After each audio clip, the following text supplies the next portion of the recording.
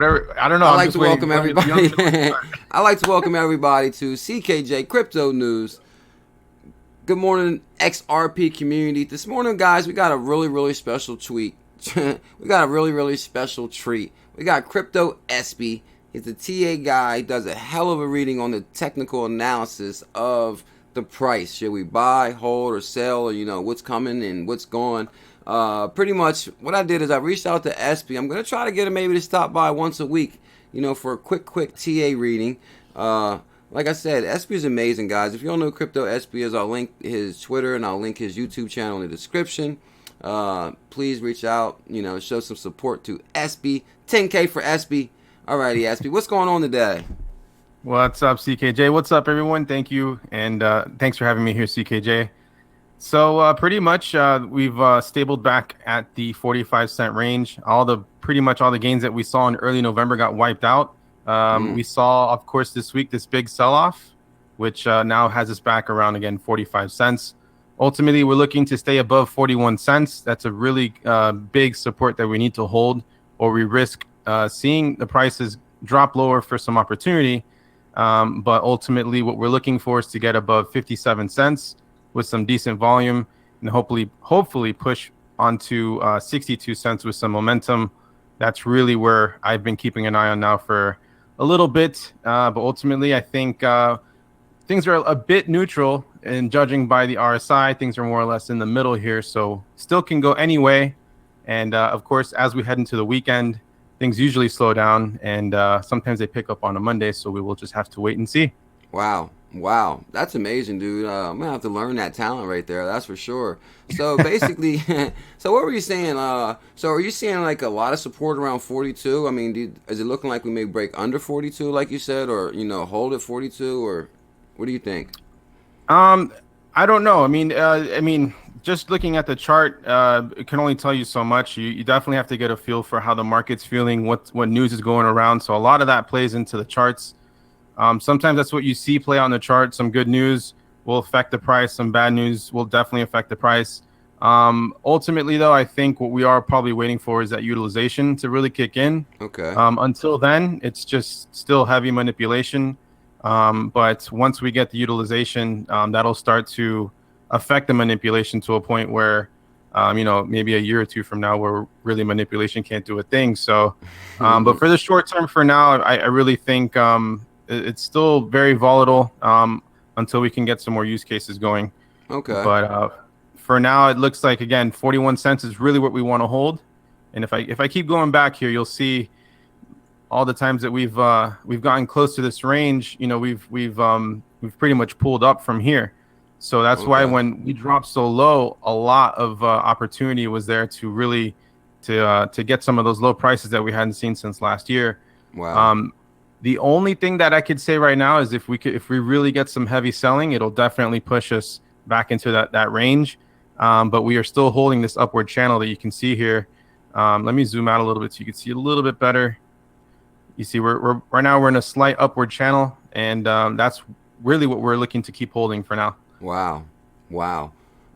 You know your stuff. I got a quick question. Yeah. Basically, from what I noticed on the markets, historically, from what I've noticed, like the market peaks a little bit on maybe Wednesday or Thursday, and then it always slows up on the weekend. hmm I know you've been studying graphs for a while. I mean, is that the way it normally goes, where maybe people should wait to the weekend to buy in, or is there ever really a good time to buy in? Um, that's why I like the charts mostly.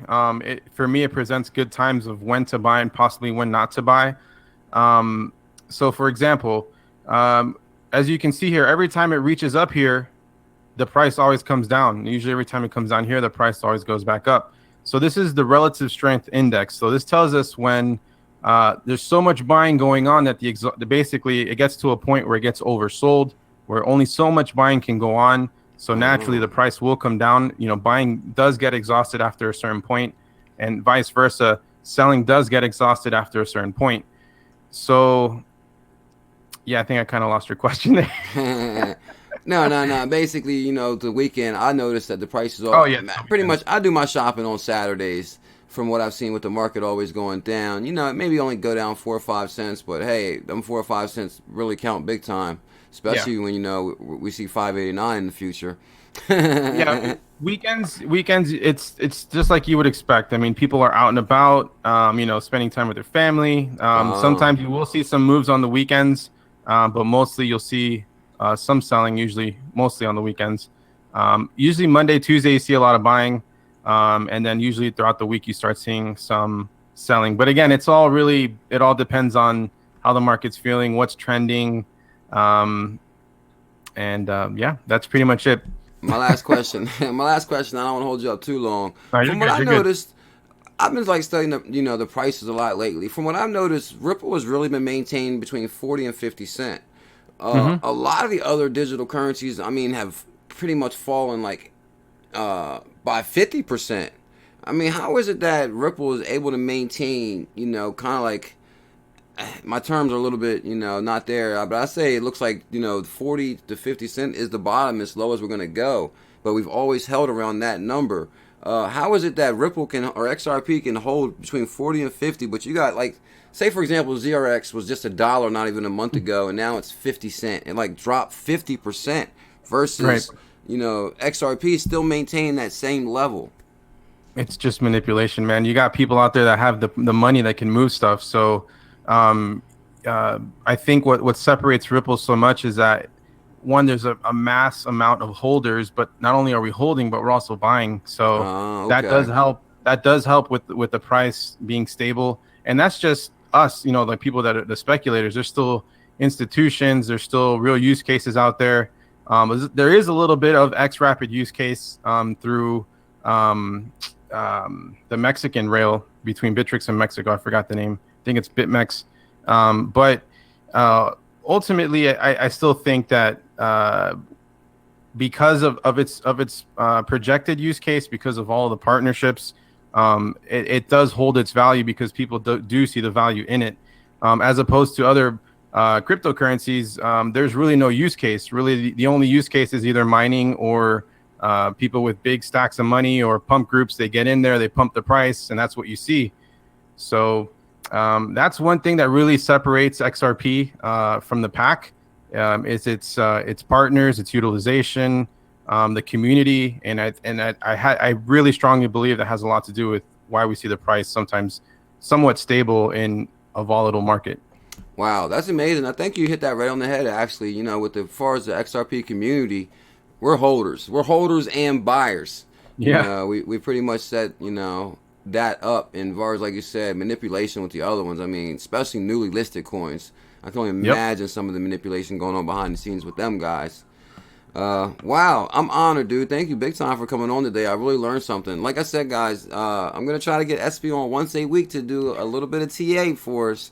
We'll leave a link in the description for Espi's channel and his Twitter. Please reach out, show some love, support, subscribe. 10K for Espi, that's for sure. You may have seen. I think Espi actually we did the stream with Hardcore, and we played the game. The gamer stream. Yeah. So Espi was there. It was me, Espi, Jungle, Cobb, and actually we're setting up the next one for December sometime, right?